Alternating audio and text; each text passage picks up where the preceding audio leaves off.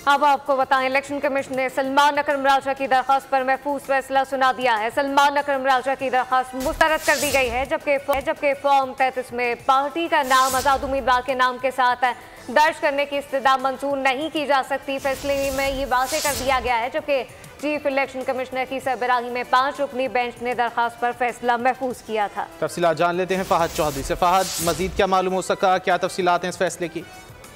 जी देखिए, सलमान अकरम राजा जो कि तहरीक इंसाफ के रहनुमा हैं, आज़ाद उम्मीदवार हैं, उन्होंने दरख्वास्त दायर की थी कि फॉर्म 33 जो कि उम्मीदवारों की हतमी फहरिस्त है, उसमें हमारे जो आज़ाद उम्मीदवार हैं उनके नाम के आगे पार्टी का नाम दर्ज किया जाए। लेकिन इलेक्शन कमीशन ने ये दरख्वास्त मुस्तरद कर दी है।